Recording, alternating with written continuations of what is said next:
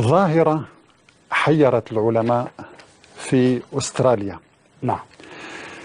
أن حرائق الغابات بدأت تكثر في الآونة الأخيرة من دون معرفة الأسباب، نعم. من دون وجود درجات حرارة عالية، بل إن هذه الحرائق تمتد لأماكن غير متوقعة.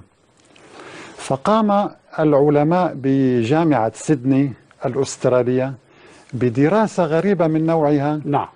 واكتشفوا سرا، يعني الحقيقة لأول مرة يعرض هو في السنة الماضية 2018. سبحان الله.